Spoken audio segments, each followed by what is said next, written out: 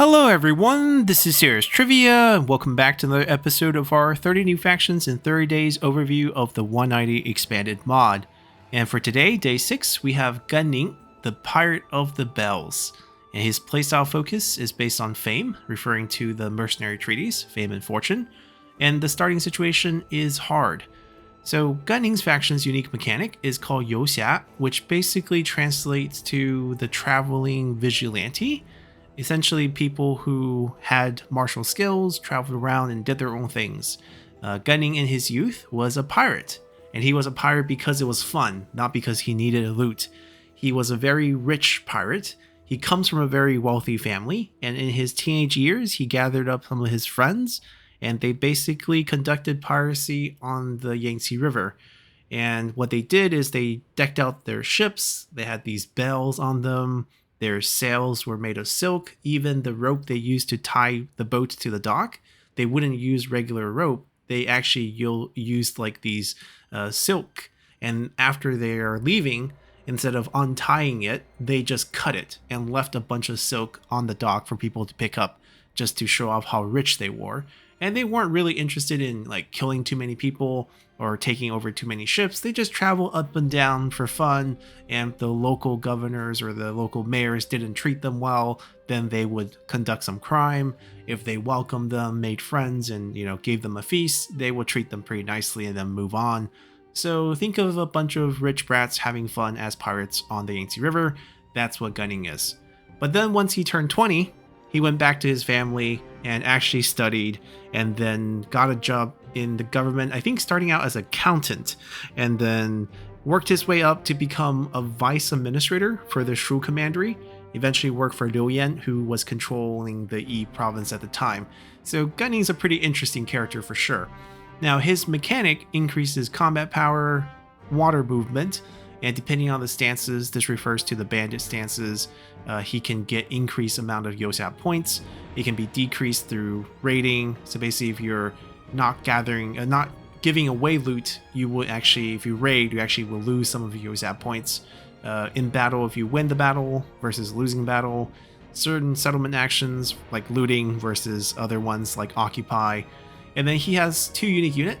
We have the Daring Daredevil. It's a shot cavalry available at rank 3 or higher. It has very high charge. It has a ranged weapon that shoots fire arrows only. And then he has another melee infantry who's available rank 6 higher. It's basically a twin sword infantry with decent damage. Also has a ranged weapon that shoots poison arrows only. So very fun units. And then of course, since we are a bandit faction, we can sign mercenary treaties where we can earn fame and fortune fighting our masters' wars. These are temporary mercenary masters, and they pay us. And then after 20 turns, it's dissolved, or if you complete it early by wiping out the faction, you can sign a new one. And you can kind of play as a bandit that doesn't even control any land. You can give all the land you conquer to your master, which is actually a very viable playstyle for gunning in this mod, as landless characters have a lot of bonuses, and we'll talk about that once we hop into the campaign. There's a couple noteworthy characters, but essentially nobody. He's just a pirate having fun. They associated some of the characters that joined him in rebelling against Liu Yan in 194 after Liu Yan's death. They didn't like staying with Liu Zhang, and Liu He was actually assistant to Liu Biao, who came over from the Jin province to entice these people to rebel. Now the hapless heir, this is a mistake because they're using the wrong title here. They're referring to the Liu He, who's the son of Liu Yu, who's the hapless heir. So I think there's a title mistake here on the menu. He's not a commander either. Actually, he might be a commander, but definitely not the hapless heir. He should be like assistant to Liu Biao or something like that. Character background, accompanied by the ominous ring of the bells and with a swoosh of silken sails, Ning and his men arrive with a flourish. Ning leads his brave band of vigilantes to both shores of the river, seeking out corrupt officials and their ill-gotten gains. Derided as a pirate by many, Ning truly seek one thing: freedom.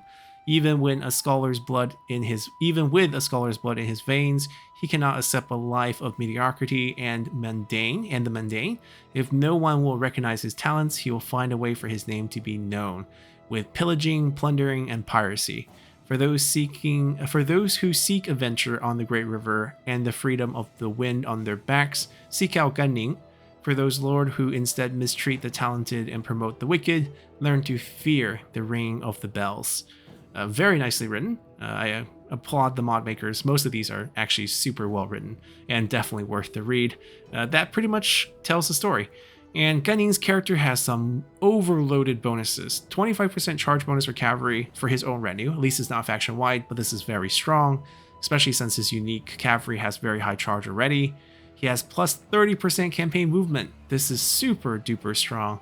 And then we have 25% ammo for all range unit. Now, while his units, the two unique units, are both range, the range is secondary. This is still a shot cavalry, this is still a melee infantry, so they don't actually get this bonus. This is just for blue units. The traits are Fury, Energetic, and Competitive, all pretty good and kind of work well with him. And our starting location is in the Shu Lands. He's from the Ba region, so this is the right spot, and this is the segment of the Yangtze River that he kind of conducted piracy on. We start out landless, and that's actually a good thing, and we'll hop into campaign to explain why. Alrighty, load into game here, and we are set to destroy the army in front of us and get some land if we follow the missions, but like I said, being landless is not a bad thing. So if you look over here, there is a regionalist faction bonus. This is from the Mandate of Heaven DLC, and essentially, if you are landless, you can still recruit in neutral territories and replenish. You get 10% base replenishment, that's it, which is fine. That's not a small amount, and if you're in mercenary treaties, your master land is treated as ally land, and you can get your regular replenishment in those territories. You get plus 50 loot. Now loot, as you remember, is the bandit faction's military supply. So this is actually a super good bonus for you, and since sharing the spoils, which help you, increase replenishment. Now, of course, this 25% is only triggered when you're in friendly territory, so you need to be in some sort of mercenary treaties, master's land to get this bonus. But you basically have a way to drop your loot. You get plus 5 points of sharing the spoils, and as we mentioned before, sharing the spoils is kind of where we get our Yosap points. So this is quite nice overall, and we get minus 50% retinue upkeep. So super cheap units by staying landless. We don't have to build, we can just run around and kill whoever we want, sign mercenary treaties with whoever we want, and you can actually play this style for victory. Let me explain. So you have no land, typically you need 95 counties and the 3 capitals, but let's say you play Kingmaker. You help a faction get enough land so they hit king. Then all you have to do is then sneak up to their capital and take their emperor seat, and boom, you are also an emperor, even though you have no land. And the other 2 emperors would be spawned, and then you just have to go take down those capitals and then conquer your 95 counties, kind of transition from a landless play into a landed play because you want the victory. Or if you don't care about the standard victory cutscene, just go ahead and take the emperor seat and then still stay landless except for maybe that emperor seat, and then go hunt down the other 2 and call it a game. That's quite fun too. Now, if you're wondering how you can recruit despite being landless, let me show you. You just have to get out of his zone of control. Win this battle, we'll just delegate it.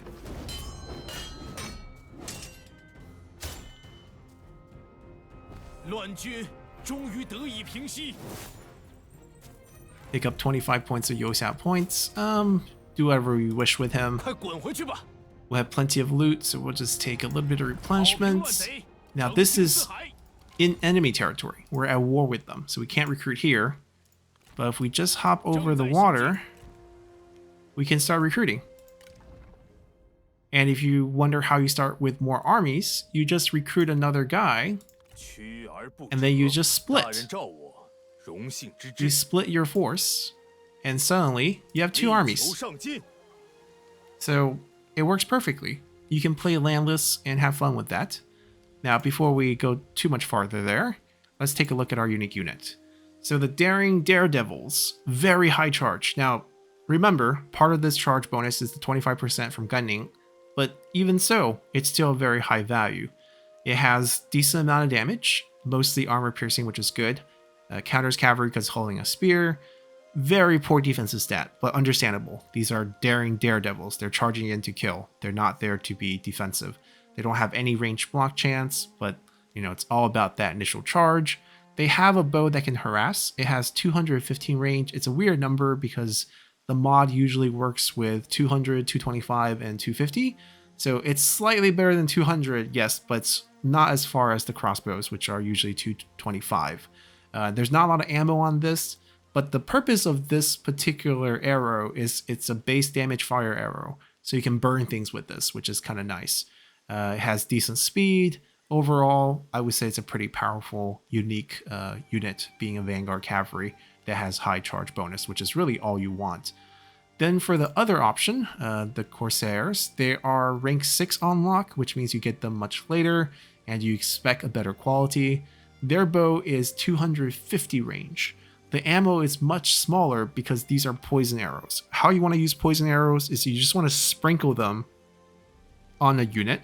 As long as it touches a unit, it poisons them. The tick damage, not the arrow damage, is what hurts those units. So you kind of want to shoot them, let the poison go for its duration, and then shoot them again, and then whittle units down. And you can have multiple ones, so giving them a high ammo count with such maximum range would be very, very deadly. You just want to kite and then just basically keep your distance and whittle everyone down. So to prevent that, they lower the ammo count. But because these are unique units, you can put these on like strategists, and you have faction-wide boost on Gunning of well, actually, this wouldn't apply because we mentioned this is only for range unit, so I guess that wouldn't work. But the base cunning value of your strategist would help, and any sort of ammo boost that are available on armors or sometimes background bonuses will also help, even though the base value is a little bit small. But let's say you stack another 50% or 100%, get another 5 ammo or 3 ammo. That could, add a lot of damage from poison. For those familiar with the effects of like poison volley, it has the same potential here. Speaking of potential, let's take a look at Gunning now. Gunning's Pirate of the Bell. We already saw all these bonuses, decent stat. He has a unique armor that gives his retinue charge reflect, which is pretty powerful. He should be running all cavalry in my opinion, just because of that charge bonus for cavalry bonus. And this helps his cavalry beat other cavalries because you can actually withstand enemy charges. On his bow, which is bounded to him. Now this is a setback in a sense because you can't equip accessories on your faction leader to give you faction-wide boosts, but the bow is really good. Not only do you have decent damage, but you have one new ability. It's one use only, but it does 15k base damage and 15k armor piercing damage. And if you hit, it's pretty much a one-shot KO.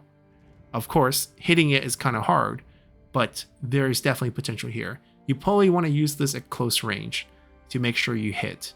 And if you do, definitely worth the value. Also a very fun gameplay component. He still has Hail of Arrow. It's nerfed in the mod, but he still has the ability. It's decent. It just doesn't kill massive amount of units anymore. It's still pretty good against generals, in my opinion. And then he has a Roar, which is a very powerful ability. And finally, another unique ability in Wildfire, which gives his nearby unit and himself additional charge speed, mass, and speed overall. So full cavalry makes total sense on him. And that's pretty much Gunning here. No wife, but since we are a bandit faction, we can pick anyone as our heir because it's next in line.